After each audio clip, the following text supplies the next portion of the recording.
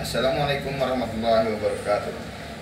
Kembali lagi dengan kami di channel Bayan Hidayah.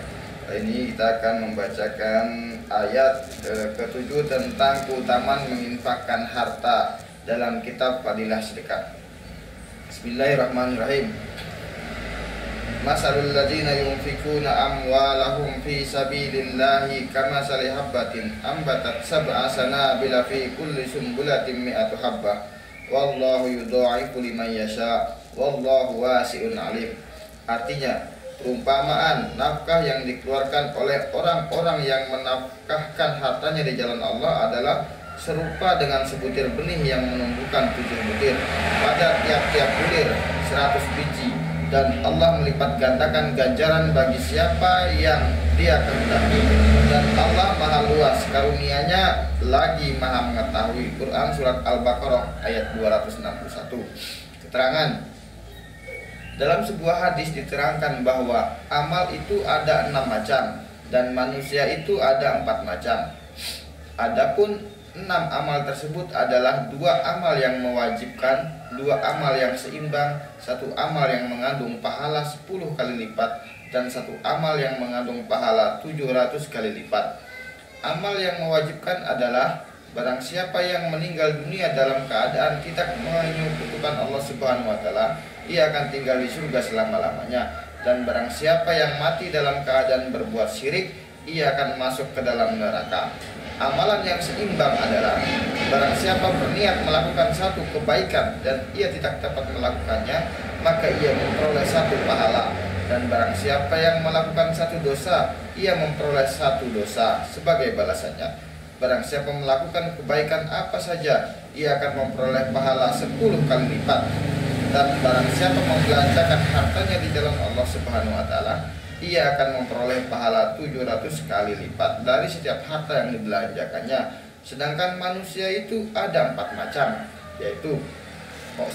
Orang yang kaya di dunia dan kaya di akhirat. 2. Orang yang kaya di dunia dan miskin di akhirat. 3. Orang yang miskin di dunia dan kaya di akhirat. 4. Orang yang miskin di dunia dan miskin di akhirat. Rusaknya dan miskinnya amalan di dunia menyebabkan seseorang tidak memperoleh apapun di akhirat kelak, sehingga orang seperti itu rugi di dunia dan rugi di akhirat.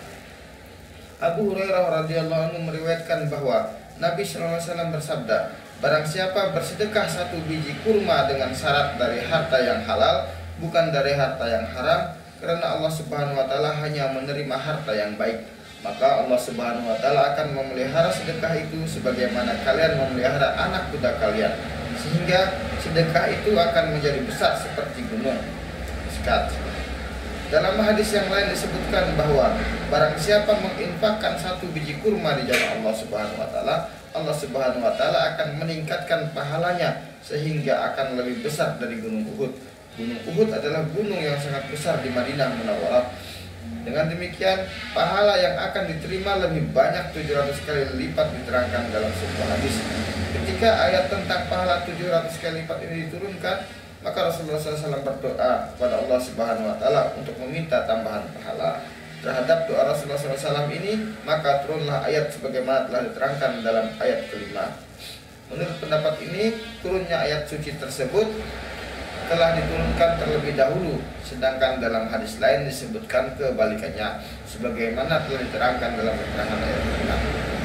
Demikian tadi ayat tentang keutamaan kita menginfakkan harta di jalan Allah.